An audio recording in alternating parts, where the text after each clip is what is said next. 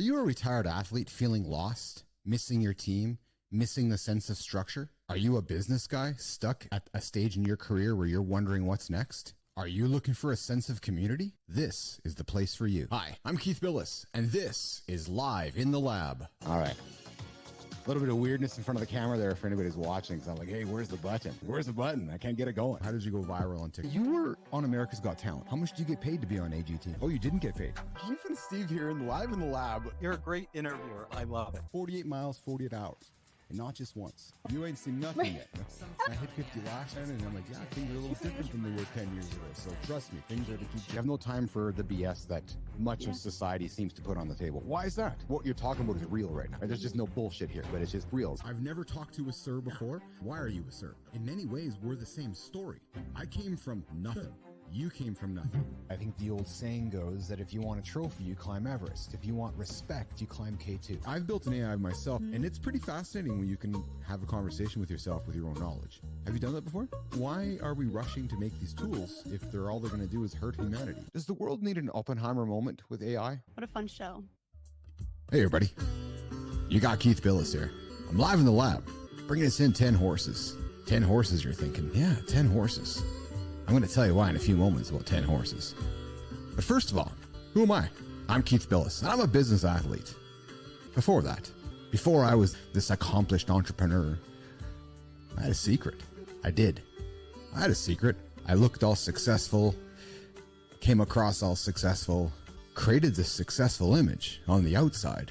But truthfully and honestly, on the inside, I was drowning. I was drowning in fatigue, stress, and the realization that my body was failing me. It was giving up. It was not going in the right direction, as we like to call it here in the lab. Workaholic. That's what I would call it. None of that work-life balance stuff that we talk about, we praise, we pay much attention to. I was desperate. I was desperate for change. So what did I do? I did something. I set out on a transformative journey where I discovered that professional and personal success is driven by athletic performance. And I found that down the road, whatever it was, 10, 12 years ago. I discovered that if you want to excel in life, you need to take care of your body first. You need to go look in the mirror, take care of your machine, take care of yourself, your mind first, your heart, your emotional self, your physical self, your strength, your endurance self. It's frankly non-negotiable. In the lab, it is non-negotiable. Now here in the lab, here in the Business Athlete Performance Lab, we want to inspire you, the retired athlete, the business guy stuck, the same guy I was. Heck, we want to inspire you to create sustainable change in your professional and personal life. Now, in the lab, you'll meet business athletes from all walks of life who have cracked the code to success. And we meet them here every single day, daily, noon, Central Time, -5 GMT, live in the lab with myself. These business athletes who prioritize their self-care every single day to move themselves, to move their businesses forward. So I invite you to get ready, to be motivated, empowered, and equipped to be equipped to transform your life. That's what's going to happen. You keep listening, keep paying attention, not just to me, but to our guests, to the business athletes that make their way through the lab. Coming up today's show, we have truly a business athlete. Not one who you typically would associate, I think, as a business athlete, but somebody who is a serial entrepreneur, a bilingual content creator, and a lifelong equestrian hailing from New Orleans. Somebody who realized that horses and equestrian made her a better business person. Why don't we take a moment to introduce Lexi Hartmann from New Orleans, where Lexi resides with her husband and 2 young girls. And today we're going to get into her story of being a business athlete. Lexi, welcome. Hey, Keith, how are you? Thank you so much. Great to be here. I'm happy to have you here. And I'm extremely happy today to have you here because it's something you shared with me yesterday.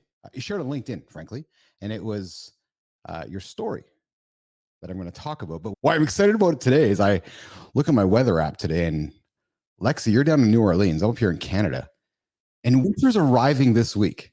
It sure is up there. Yeah, we would take a little bit of that cold weather here, though, honestly. I feel a little bit cheated out of fall right now. We're in the 80s. So we're going to head down. So we are in I think the 50s right now, 50s, yeah, 50s, 60s. And I wake up this morning to an alert on my phone telling me that heavy amounts of snow will be here. And the message was essentially, we're moving from fall very rapidly to winter. And so it's Monday today. And in the life of an entrepreneur, I like to joke with my guests that whether it's Monday or Friday or Sunday, it's all the same day for us. Very true. But apparently by Friday, Lexi, there's going to be full on ass snow here in Manitoba, Canada. Oh, Yes. Yes. So you joined us from New Orleans. yes, just north of New Orleans. Yep, we're on what we call the North Shore. So it's just across the big lake and that really long bridge that we're famous for down here. So, yep, up in Covington, Louisiana, just north of New Orleans.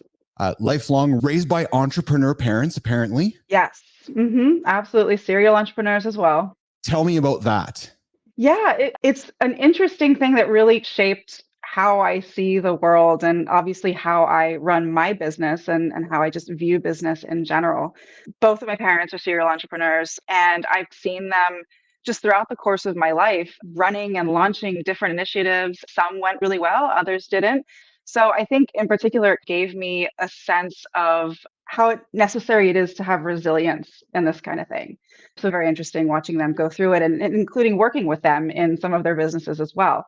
So I've really grown up alongside that and just knew from an early age that that's what I wanted for myself. I wanted to work for myself.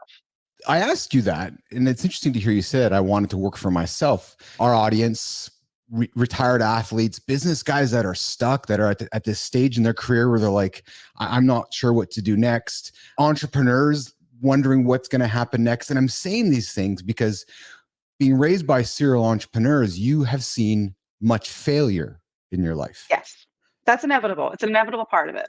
What did you learn from all that as a young child growing up? And I ask that because I wonder what my kids sometimes think of watching their dad go through the ups and downs of being an entrepreneur.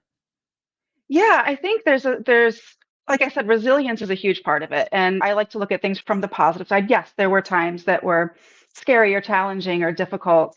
But I think what I've seen gave me a lot of confidence to take this leap into my own entrepreneurial journey, so to speak, because I know that you don't just have one shot. There's always another chance for the most part. And it also reframes the idea of failure in a way because you learn something every single time. I know that's super cliche, but it is absolutely true. And especially in business, you take a little bit of knowledge from that supposed failure each time and you apply that in the next thing that you attempt. And that's something that I think can benefit you outside of business as well, just in life. So I think I would take the failures that I saw growing up just as much as I would take the successes, to be honest. And did you know as a young child growing up that this was going to be your path, being an entrepreneur? I think so. Yeah, I remember that there was this time for a while I wanted to be a vet when I was really little. I wanted to do something with horses. I wanted to be an Olympic equestrian, which did not happen. But as I think I got a little bit older as a teenager, that's when this really started to take shape. I joke that I've never had a hobby that I didn't try to turn into a business. So it just comes naturally to me. I literally have never had a hobby that I didn't try to turn into a business or monetize in some way. I love the theme of hobbies, Lexi, because I've talked with Anthony Franco, I talked with Sardar, a couple of other, Steve Captain Hoffman, and this theme of it, Lexi, is it a hobby or in 2023, is it a hustle? Right? Like my kids, when I say to them a hobby, they look at me like, hobby, is that an What is animal that? term, Dad? Right? Where a hustle is, I'm making money. So I'm monetizing my hobby. Is that really what it is, Lexi? I think so. Yeah, that's how I taught salsa dancing for the longest time. I ran a website directory for salsa dancing in Charlotte, North Carolina, and all that. So it's just one of those things that I think it's really prevalent in this current generation. My kids, for example, my oldest is 8, and the way she talks about the things that she's interested in, like playing Minecraft, she's never just about doing the thing and enjoying it, which, it's a shame. Like you want people to be able to just unplug and do the thing and enjoy it. She always has a bigger vision for it, and I think that I've been like that my whole life. I always think beyond the hobby. I don't know that I would call it a hustle either. I don't love that term. I know we love to use that term these days, but to me, hustle implies something that you don't necessarily enjoy or that you're having to really struggle through. And I think that the process of entrepreneurship can be enjoyable. And the process of monetizing a hobby or something like that can also be enjoyable and doesn't necessarily have to be a struggle. Thank you for correcting that interpretation of hustle, because I agree with you. I hate the term grind in the gym. Yeah. You should be grateful to be in the gym, to work your machine, to work your temple, to take care of yourself, to give your human a chance to live another day longer. To say you're To have a body grinding, that can support that, and yeah, it's a privilege. right? It is a privilege. So to say it's a grind, I think is misguided. And I agree with you. To say that it's hustle, I think is misguided, because like you, hustle to me seems negative. Yeah, but in sport, though, Lexi, hustle would be considered perhaps positive, right? Well, Keith hustles all the time. He's always working. He's always going. I guess it's a term that can be somewhat misguided. We have a culture that really does praise this concept of hustling and grinding. And there's this perception that unless you're struggling, unless you're shedding blood, sweat, and tears for something, you're not doing it hard enough. And I think that, especially my generation, we really took that to heart. And so there's this tendency to just expect the hard, expect it to be difficult. And it doesn't really have to be that way. And that's a learning process. You have to unlearn that interpretation of those words, hustle and grind, I think. But it's something that I think the younger generations are doing really well. I think they're much more aware of the value of care and looking out for themselves and their well-being and understanding how closely that equates to success. That sometimes the less you work, the more successful you can actually be because you have more of yourself to give. Again, thank you for saying that. Lexi Hartmann, just full of quotes here today in the lab, which is awesome, because I, again, could not agree more with you there. And it is bizarre to me in this day and age where there's this demand to come to the office. There's this demand for monitoring people's time, managing their time, managing what they're doing, not talking about the results. It's just there's this conundrum right now, it seems, where there's this mission of management where it's structured, it's old school, it's left in yesterday. And then there's this generation of workforce that's no, let us focus on the results and we'll deliver Yeah. results for you. Yeah, absolutely. And I think that's behind a lot of the upheaval that we're seeing in just the job market and people mass quitting or all of the issues that we've had really since the pandemic. People are just reevaluating where they are in their lives and what they want from their lives. And they're as difficult as it's been for so many people, it's also been really empowering. And my own business was born from that same situation, basically, the onset of the pandemic and how it gave us a way to reset. As horrible as it was, it did give a lot of us a way to redefine our path. Resetting and redefining is a courageous thing to do for many people that are Yes. stuck, that are wondering, again, maybe I've just retired from sport and I'm still part of being a team, and now I'm thrust into this world of, okay, so what do I do next? Or I'm an entrepreneur or a business guy, and I'm like, I don't really like what I'm doing right now. I'm stuck here. Yeah. You were forced, you said, Lexi, by the pandemic to make some choices. Yes. Talk Yeah, about that. absolutely. Yeah, prior to the onset of the pandemic, I was living in Phoenix, Arizona, and I was working for a large SEO agency over there as the head of marketing. Absolutely loved it, was there for several years. But we had started to consider making a change, moving over to the New Orleans area to be closer to family, to my family specifically. My father and my stepmother, my brother, they're all here, and my mother's a little bit closer to this area as well. So we made that change and we actually arrived, or I arrived the second weekend of Mardi Gras, which was the weekend that New Orleans became the COVID hotspot. We didn't know anything about COVID at the time. And so it was a very challenging time to arrive. My husband arrived 2 weeks later, and he's an infectious diseases physician. He was thrust into the really what was the epicenter of COVID at the time. Mhm. And there was so much fear around that. And then my two young kids, schools getting shut down, lockdown happening. And at the same time, I'm trying to maintain the same work ethic and level of dedication that I had previously had to my position with two little kids in a new state, in a tiny little apartment, going crazy because they can't go outside and do things. And it just became not possible and not sustainable.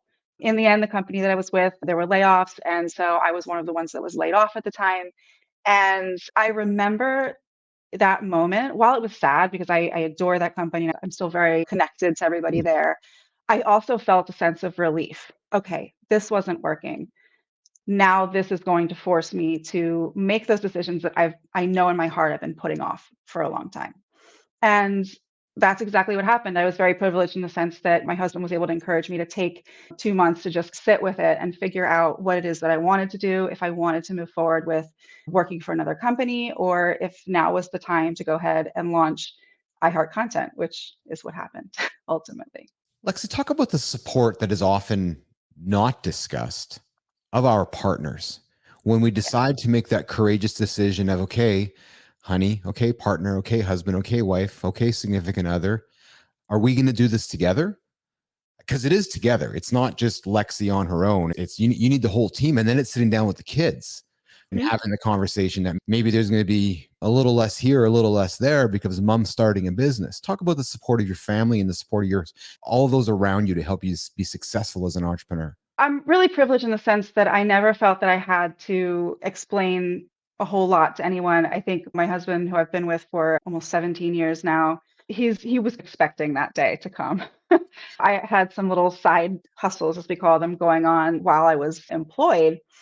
And he's known for a long time that was inevitable at some point. And we had talked about it before, but I think that support is really critical, and too often people don't have it. And so I think we need to recognize that not everyone's going to have the support at home or the support of their families or friends. They may feel like they're going to be laughed at, or they're going to be told that, oh, you won't be able to make this work. So there can be a lot of negativity around that kind of transition. I was privileged in the sense that I did not have that.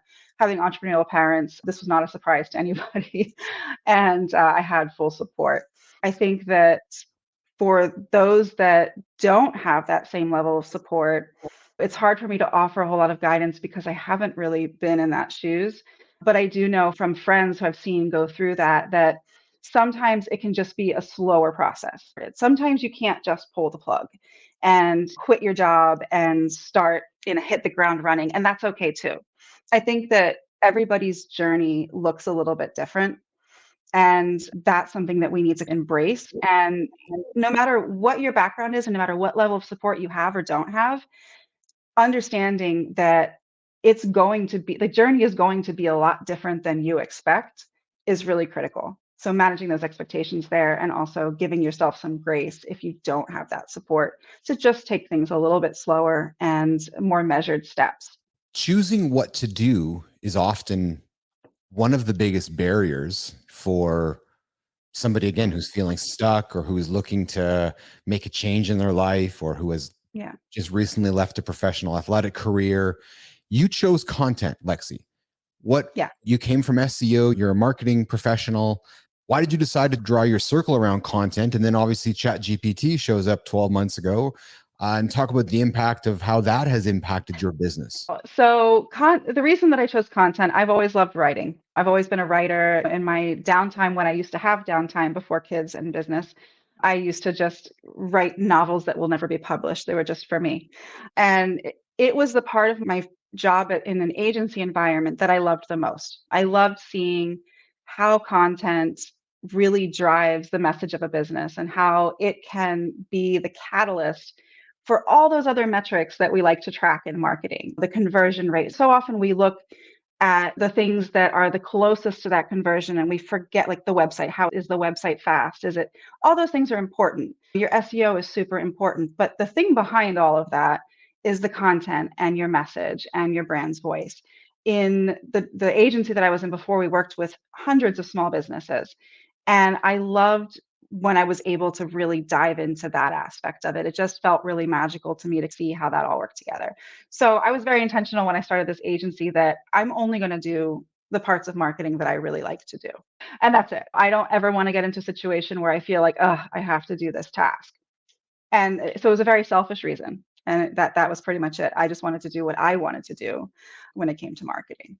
That, but isn't that the best attitude to have though? We often tell people Yeah. go chase your passions, go chase what you love to do.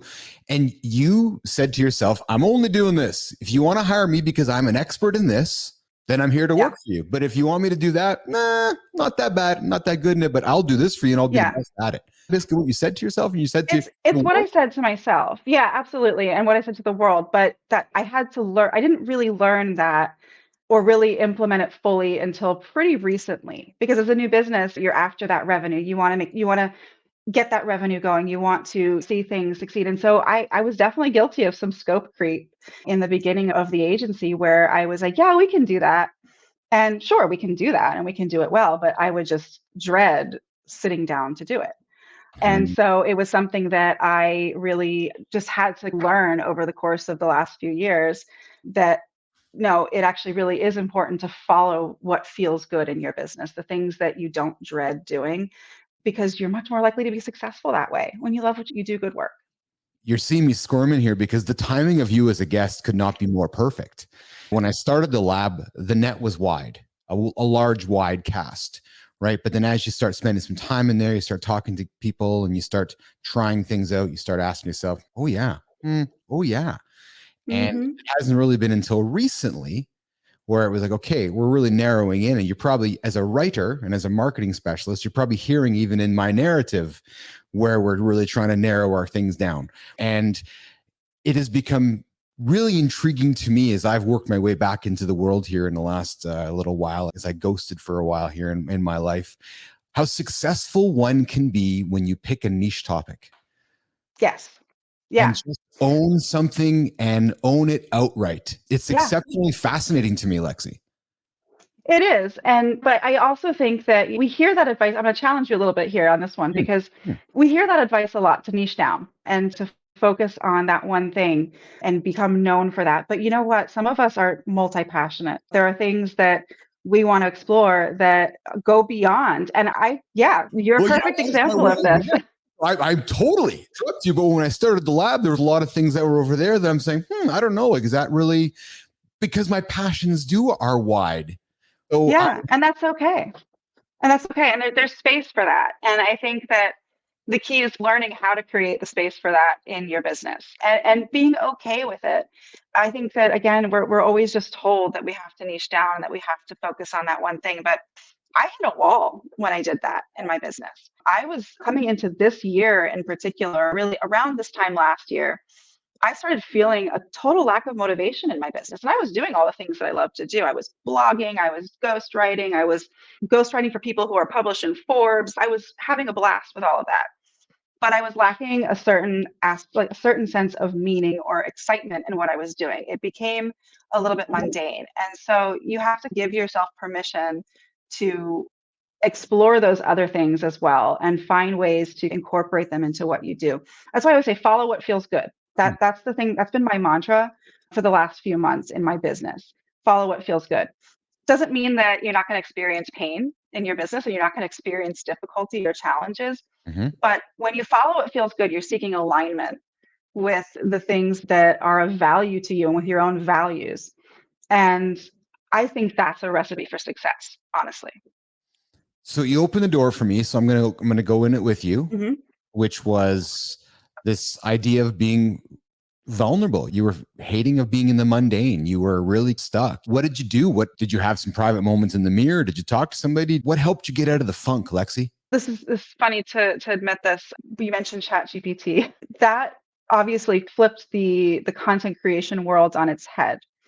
And so we hit this moment when ChatGPT first came out. I had been playing around with AI content writers, writing assistants like Jasper. It was called Jarvis back then from the beginning. But when ChatGPT came out, it became like a big deal, right? And there was so much fear around it and so much just stress. Is it going to replace copywriters? Is my job going to be completely useless? Am I going to lose all my clients?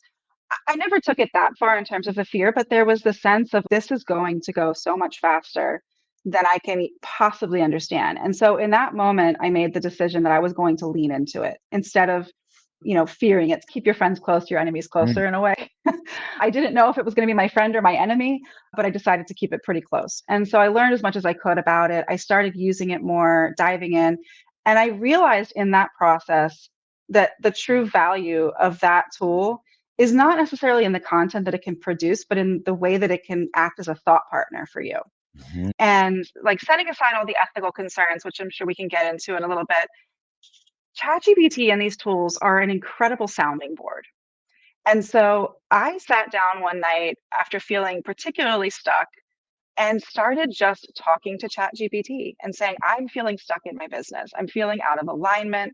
I'm not sure that I'm serving the right people. I feel a lack of meaning in what I'm doing and like I'm not contributing positively to the world. Help me get unstuck. And ultimately, I wound up structuring something where I asked it to ask me 20 thought provoking questions to get me to explore what would bring meaning into the current framework that I operate in with my business. And that conversation continued after I answered those questions. And ultimately, it helped me find a way to incorporate all these things that I was excited about, like AI content creation, and also how to adjust my audience a little bit so that I could focus more on serving the people that I wanted to serve, and also incorporating messaging in my brands that spoke to the things that I care about, like mental health on social media and how to stay safe on social media, the impact that the internet and algorithms and social media has on our well-being, and especially for young girls. As a mom of two young girls, that was really important to me. So I used it as a thought partner to redefine my brand in a lot of ways. And that's a process that's still ongoing. But it has brought so much joy back into my day to day work life. And it's part of the reason why I'm doing things like this, like speaking to you here, where before it was all the grind, so to speak, of Mhm. copywriting. Now I'm giving myself permission to talk about the things that matter to me on podcasts like this, speaking at summits and things of that nature. And it's just been a joy. So that was the path there of what shook me out of my funk, so to speak. I can relate to that, Lexi. When I was introduced to ChatGPT at the same time you were, I came from the social media world. So I come from the Yeah. world of, and we can probably have another podcast on that actually. Oh yeah, absolutely. I share, people like, so how come you have no followers? You know why? Because I left social media 7 years ago because I saw what it was doing to my kids. Yeah. And I was like, nah, I don't like how I'm behaving. I don't want to see my kids. So anyways, Yep. Oof, that's that. Let's have another session on that someday. I think we should actually. I It's a think, big one. but you talk about how it took you out of your funk when you uncovered Yeah. this new tool. I can relate. Hmm. I discovered Jasper last October, about a year ago. And I was like, Hmm. oh, what's this thing? And then Yeah. I discovered GPT, and then GPT-4. GPT-4 changed it for me because Oh I, yeah. No, that's a game changer. probably like yourself, it helped me create the Business Athlete Performance Lab. Like Yeah. this has always been some of my passion. And it was like, how do I make this into something? So probably like yourself, I sat down with it and started chatting with it. And Hmm. I have welcomed them, those tools, the GPT-4s, the Pies, the Clodes of the world, and I've embraced those tools. But you as a writer, as an expert in that space, taking those tools, embracing them, has clearly only increased your success as a writer, as a content creator. Would you agree with that? Yeah, absolutely. I think that it was really instrumental in, first of all, helping the agency hit its first multiple six-figure milestone. We had gone from 0 to 6 figures in 6 months when we started, and that was pre AI, ChatGPT, and all that. But we stayed in that range for a while. And so when this came out and we started being able to leverage it, it took us to that next level.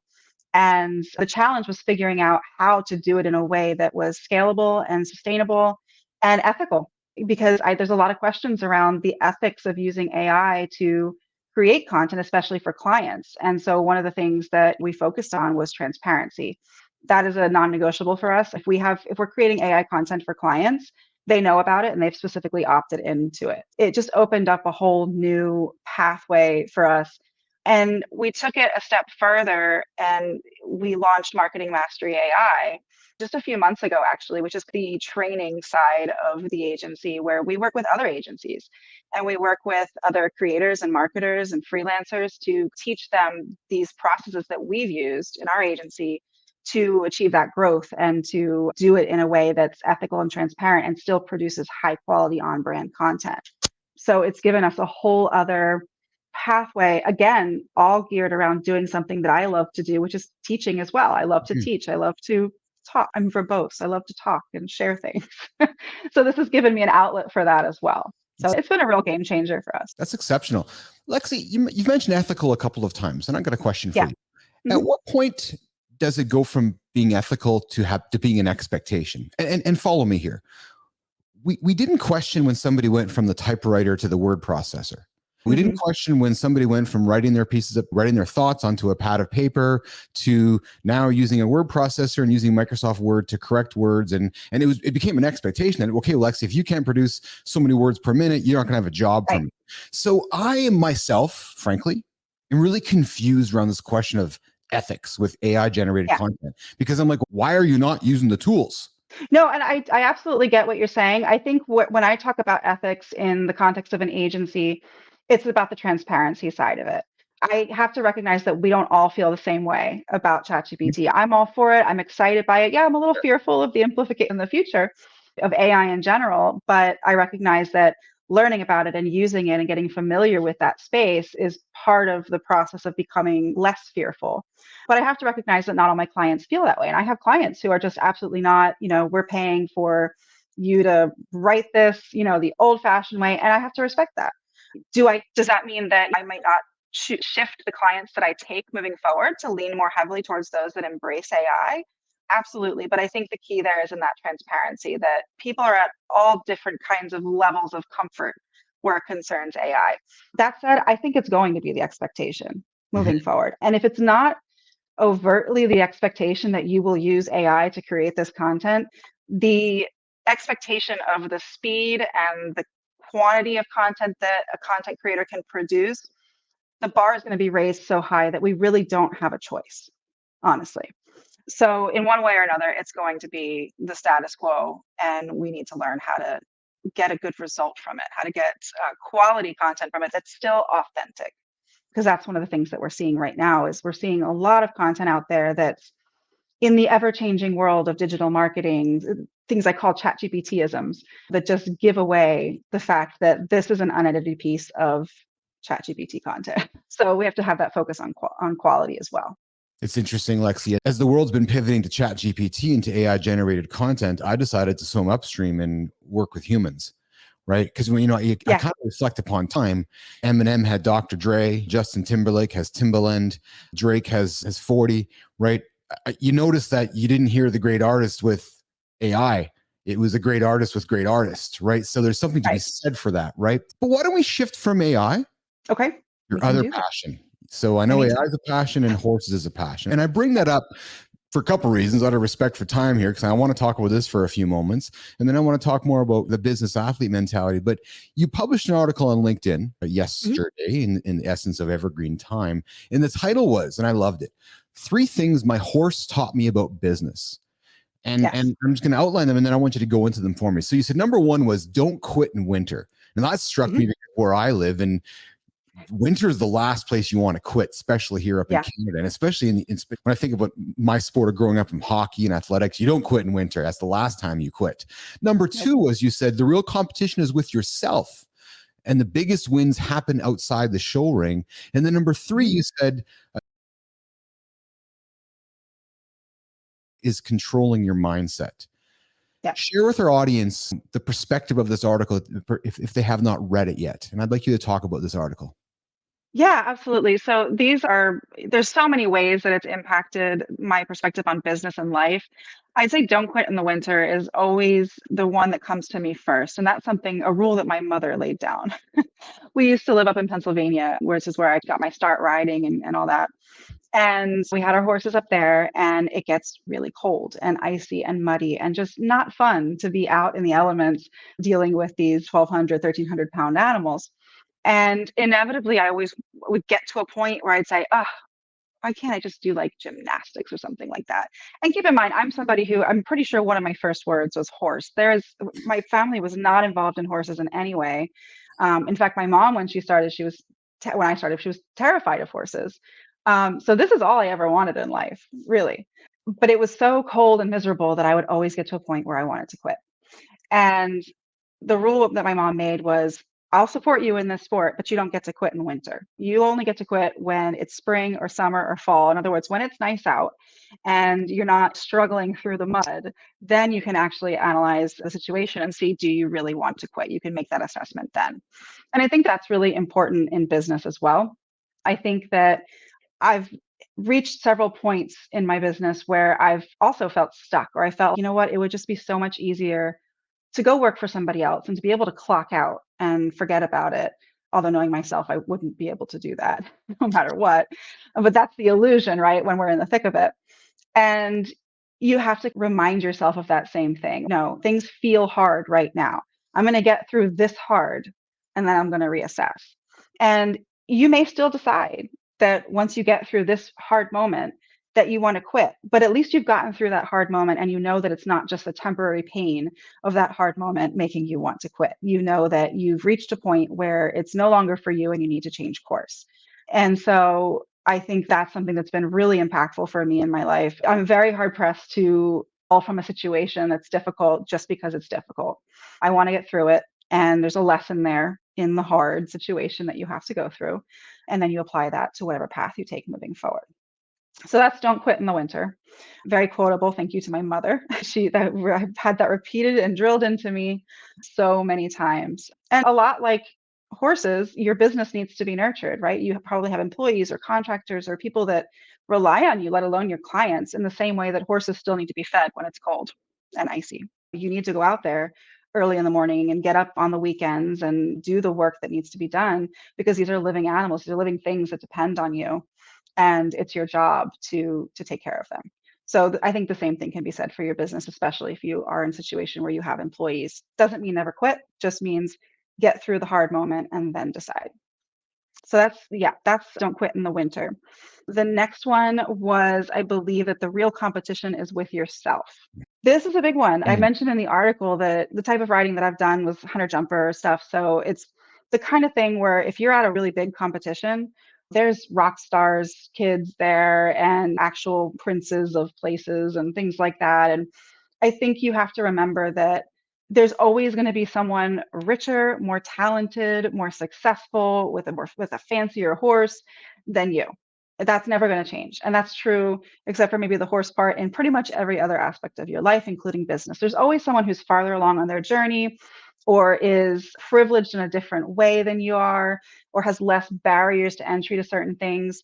But you have to remember that when you're at a competition, it's not truly the competition happens before you even get to the show. The things that are the most meaningful wins are those little things that you tackle at home, the breakthroughs that you make in how you manage your business, the ways that you push through and do things that you never thought you could do.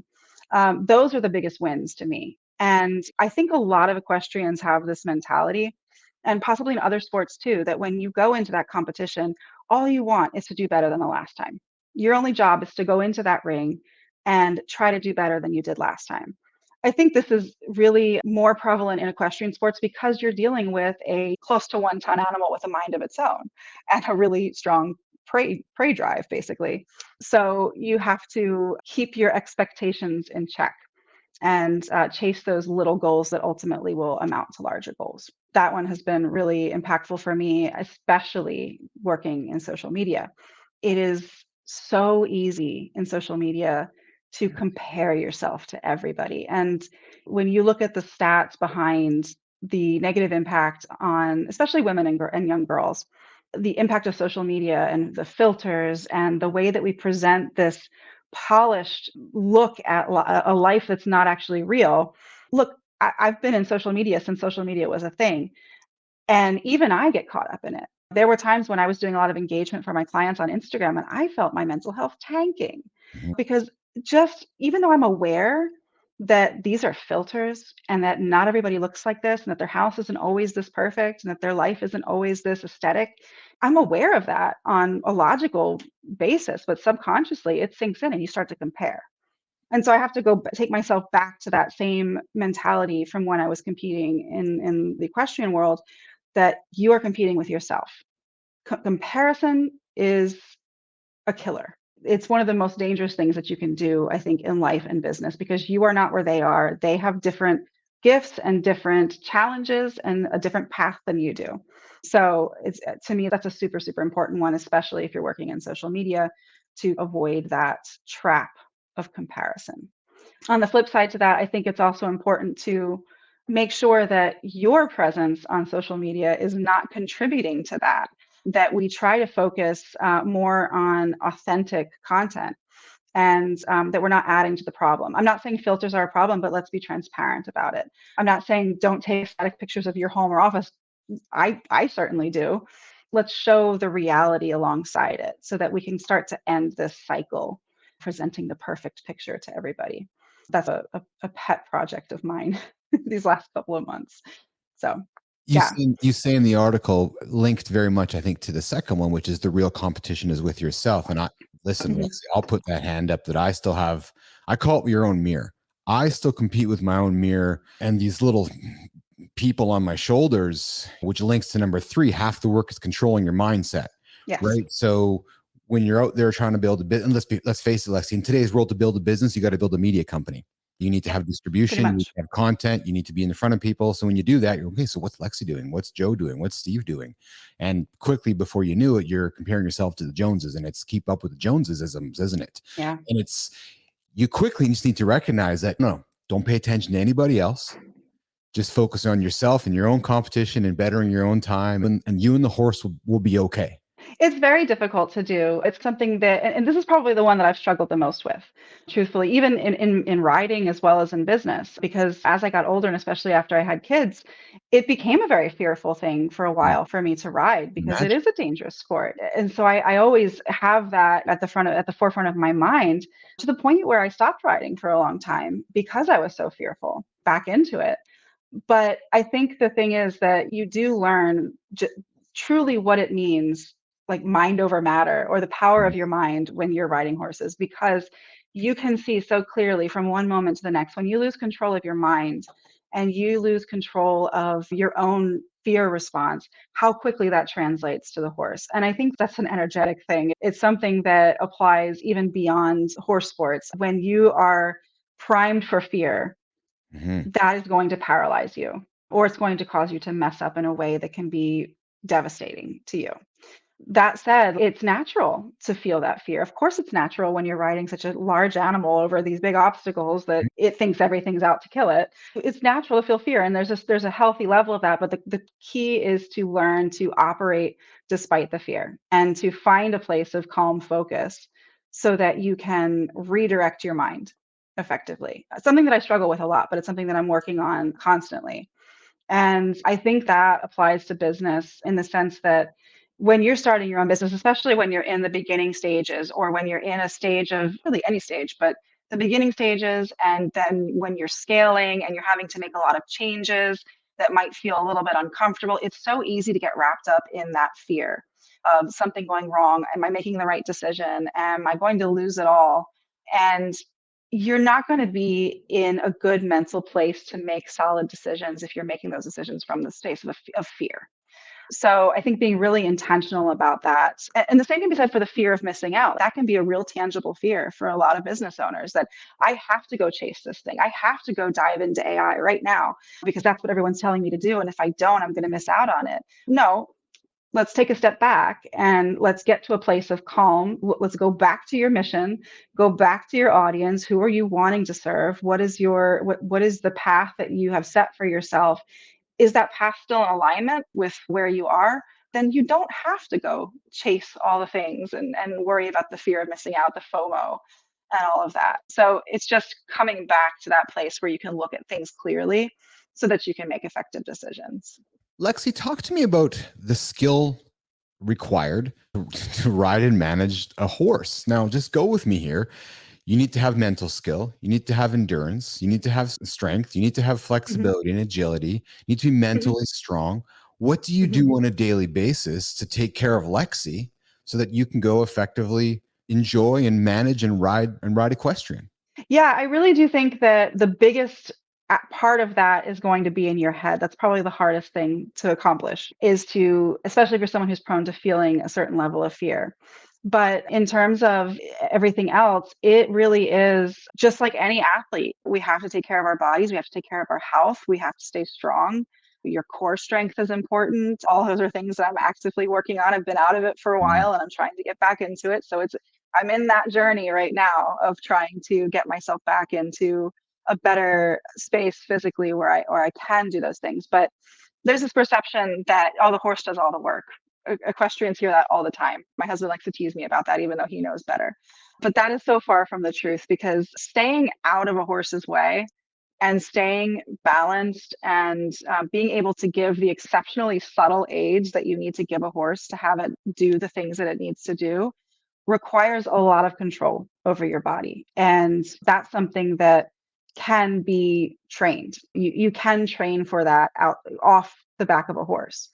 That was not something that was very prevalent when I was growing up or when I was competing before.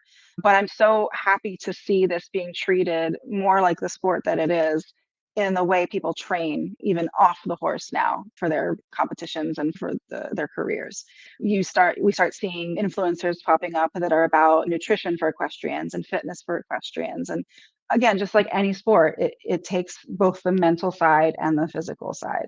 I guess the debate lives on, Lexi, whether equestrian or NASCAR racing are both sports, right? What's doing the work? Is it the car, or is it the horse, or is it the driver? I have my opinion. I think they're both sports. I do. I'm a race car fan. I like equestrian and horse racing. I find it fascinating, the mental fortitude that would take to have success on a horse. And I say that because to have success at anything, to gain confidence in anything, you have to do something repeatedly over and over. Then you get confidence. So getting on a horse and overcoming fear over and over repeatedly gains confidence. That's like running a business. You have to be willing and open to trying something over and over and overcoming that fear, don't you, Lexi?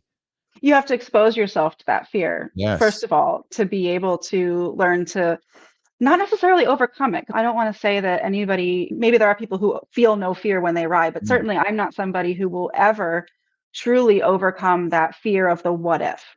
But I have gotten really good at the point of when I get on that horse, I'm not thinking about anything else other than that horse. I might feel anxiety all the way up to the moment that I'm sitting on that horse's back. But the second that I'm on that horse's back, I have trained myself to hone in on that horse and what the task at hand is, which is very therapeutic, by the way.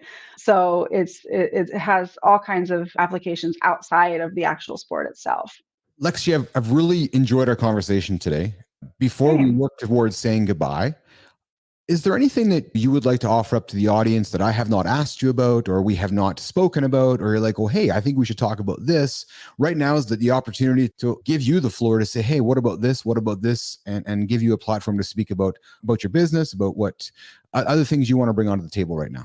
Yeah, I think that just a couple things that I was thinking about prior to us going live here, along the lines of speaking to other entrepreneurs and those who might be considering, do I want to go down this path? And one of the things that we see so often and that we experience so often as entrepreneurs or people who take this leap is the imposter syndrome, the sense of, I think we've all gone through it, but there's this perception that we all are just like going into this completely confidently.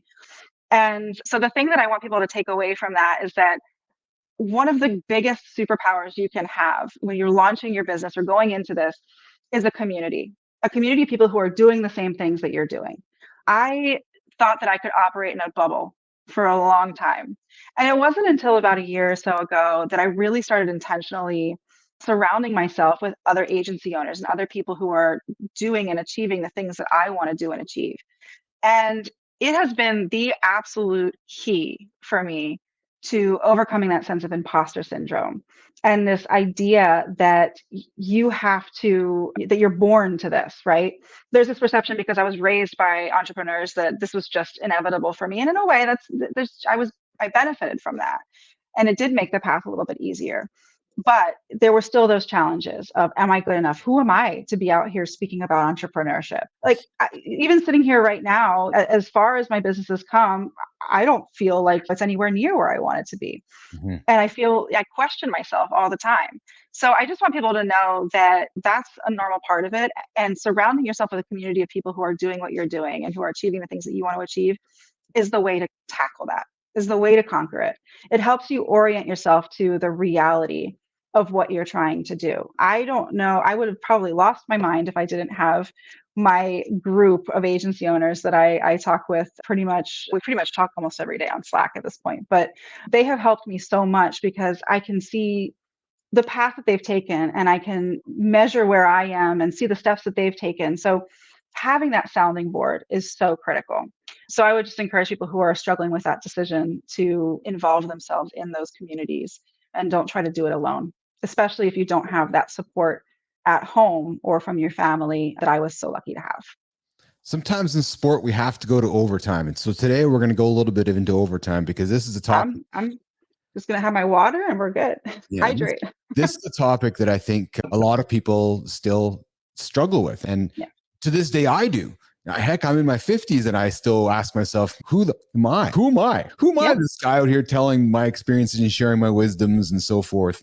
And then you start meeting people and they're like, yeah, but I want to hear about that. So Lexi, the greatest thing that that's hyperbole. One of the most wonderful things I've experienced over the last 6 weeks has been all the individuals I have met on this show that I've learned from and have helped me myself overcome my own imposter syndrome. That, hey, I'm actually pretty good at this. Hey, You're great at this, by the way. Thank you. And I appreciate that. But it's because I got great guests and it's great conversation. We're just having a good conversation. But I will tell you, I'll be very honest with you in the audience, my audience, from when I started the lab to now, my vulnerability, my walls were up. I felt like I was nobody. And talk about those similar emotions that I'm sure you have had, Lexi, or people you have known that have had those. And what's your advice to that? My advice was just get to work, just keep trying over and over and keep failing and keep getting up again. Yeah, it is a huge challenge. And that voice is more prevalent for some than others. But for me, it's a huge issue. I am absolutely one of those people that no matter what I've achieved, I tell myself, why am I here? Why are people wanting to talk to me? It's so strange. I'm speaking at 4 AI summits this month and next month. And some of them are alongside some of the people that I've been following for years. And to see my name next to theirs and being called an AI copywriting expert, I'm just like, how did this happen? Who am I to be talking about this? But again, I think that just like in marketing and when we're executing a social media or a content plan or something like that, we have to pay attention to the metrics. And in this case, your audience is the metric that you need to be paying attention to. If you're speaking and you have something to say and you're brave enough to go out and say it, and you have an audience there who's listening, take that as feedback that what you have to say is worthy. It's worth it. And to try to silence that voice a little bit. That has been a huge battle for me, especially in the last few months where I've really started to ramp up getting out there and talking and being a little bit more authentic with presenting myself on the internet, because it can be scary. It's very scary. I'm somebody who, speaking vulnerably, I like to control how I'm perceived in a lot of ways. That's my default. And for example, I recently had a photo shoot to do branding photos because we're with all the summits and the podcasts and things like that. I'm trying to become a little bit more of a personal brand or be a little bit more present on my channels. And I intentionally worked with a branding agency that did not retouch photos, which was terrifying to me. Lexi a year ago would never, ever have done that. But I got to a point where I was so tired of that voice saying, you as you are, you're not good enough, that it was almost like giving the finger to that voice. You're a mom of 2 daughters. And exactly. Like, what message am I sending to my kids if I'm, doing the thing that, is going to harm them in the end, which is presenting an inauthentic, view into my world or who I am. And who am I to talk about authenticity, which does mean so much to me, if I'm not being authentic and if I'm not embracing myself. I can't tell my kids, you're perfect the way that you are, and I love you the way that you are, if I don't treat myself the same way. And I get a little choked up with that, but it's a big thing. Thank you for sharing that. And thank you for sharing that vulnerability. I would suggest to you, Lexi, that you're heading into the best part of your life and your career, right? These experiences, this wisdom you have, this awareness you clearly have, and all that is worth something to somebody. And I'm telling you that because I've had to tell myself that as well. And I recognize that, okay, people do want to hear from you and they do want to hear from me. It's funny. I've recently started working with a collaborator, and she says to me over the weekend, where was that guy from that article a few months ago? Why did you become so sanitized? And I was like, because I thought that's what people wanted. And the reality was, no, the more authentic that I am, the more who I am, what got me to the dance originally is what I'm going to continue to be. And then more people start tuning in and talking to you. And to your point as well, it's okay, just keep being yourself, Lexi, and those experiences are worth something to somebody. And you feel that sense of alignment when you do finally take those steps. And I'm in the thick of it right now, but I've already had that experience of getting those photos back and coming to terms with them and starting to release them and feeling so much more free in that. And Bet. it really has. I've noticed the voice. I was just telling my mother this the other day. I've noticed that negative voice in my head that would tell me, you're not good enough, or nobody wants to hear from you, or you don't look like so and so. Why are you up there talking about such and such a thing? That voice has shifted to, oh, I like what I said there. Or, oh, hey, I'm proud of how I handled that. Like it's just been these subtle shifts. And so sometimes pushing through that negative self talk, that stuff that we do to ourselves, that imposter syndrome makes it go away and it helps you tackle it. Has it been nice to see you talk about the imagery and you feeling comfortable with bringing those to light and so forth? Has it not been nice to see Pam Anderson come back into the world in a very raw, natural, no makeup, here's who I am persona, right? Taking control of her. I'm going to offer opinion here, right? She took control of herself and said, here's who I am. And her kids are like, Mom, just be yourself. She stripped her makeup off and just has come out as a free woman. And I can only imagine how freeing that has been for her as a woman, Lexi. It absolutely. And I'm here for it whenever somebody does that, man, woman, it doesn't matter. I'm absolutely here for it when somebody makes that decision to present themselves authentically. And I know how hard it can be, but it is very freeing. And, that can look so many different ways. Mhm. And a lot of times we think that, oh, it's a woman who, she stripped her makeup off. And it's so brave to do that in this world because the comments that they're receiving on their channels and that they have to deal with that negativity and that feedback that they get. We tend to latch on to those things as humans quicker than we do if we're receiving positive feedback. But it's also true for somebody who decides to express themselves in the most authentic way. They change their style. They wear clothes that they wouldn't have dared to wear before because they've just decided they're tired of trying to fit into what people think they should be or what somebody of their body type should be. So that freedom and that decision to be authentic looks so many different ways. So yes, I'm absolutely here for that, for Pam Anderson and anybody who decides to take a step in the direction of the authentic. I'll tell you where I found it freeing, Lexi, and this maybe came with age, was recognizing that actually nobody cares. That your biggest fear is your own mirror. That really nobody cares. That if anything, they're silently going, yeah, good for you for trying. But, instead of beating yourself up for trying because somebody's going to care, actually, no, most people don't care. Just go ahead and try. Yeah. It's ironic because that's, in a lot of ways, that's the reason that so many businesses that are great ideas don't get off the ground. People are afraid to be vocal about it. They're afraid. They're often told, oh, don't tell anyone what you're doing until you've reached a certain level of success. And in some cases, that's wise. If you have a new initiative that needs to be kept under wraps for a while, that's fine. But if your motivation for doing that is fear of how you're going to be perceived by your family and your friends and your audience, and you're staying quiet about this thing that you're building, it's not setting you up for success in any way. You have to be willing to, God knows I've done it so many times. I've started something and I've talked about it and it was going to be the big thing. And like a month or two later, it's, oh, I changed direction. So what? Nobody cares. But at least I was talking about it. And that's practice. It's practice getting in front of a camera or publishing on social media or writing about what you're doing. It's beneficial in so many ways. So don't be afraid to launch that into the world and to actually talk about it. For fear of failure. For fear of failure. For fear. Nobody cares how many times you failed. Nobody does care. Lexi Hartmann, thanks for joining me today live in the lab. I hope you'll come back again. I absolutely will. This was a pleasure. Thank you so much for having me.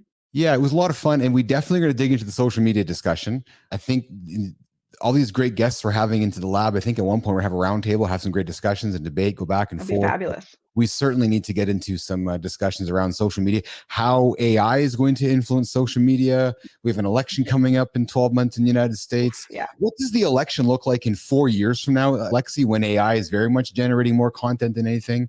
All those fascinating questions I would love to dig into one time. Absolutely. I would love to be here for that. Awesome. So I'm going to put you into the green room for a second, and I'm going to flip on over to this camera over here, and I'll come back to you in a second while I say goodbye to the audience. How's that sound? Sounds great. Thanks so much. Thanks, Lexi. 1 second over there. We're going to go over here. We're going to go right there, and then I'm going to do this. I'm going to try this out. We're going to try to do this on the fly here. Let's see here if this works for us. It ain't working. Nope, that ain't working either. But I think what I do have is it's because that camera died. You got Keith here live in the lab, live in the Business Athlete Performance Lab, wrapping up a Monday show with Lexi Hartmann. If you're just tuning in now, really, you missed the whole hour. If you're just tuning in now, go back to the beginning. We hear how we kicked it off, new little intro, and then we went into some great discussion with Lexi about some vulnerable chat, running a business, running a content business, casting too wide of the net when you're starting a business. A lot of great nuggets in today's show. I'm Keith. I'm live in the lab, live in the Business Athlete Performance Lab. We go much for anybody else around the world who's not living in the central time zone. You'll find me here on YouTube. You'll find us on LinkedIn, on X. You'll find us all over the place. If you're a retired athlete, you're a business guy, you're stuck, this is the place for you. I'm Keith. I'm live in the lab. I'll see you tomorrow.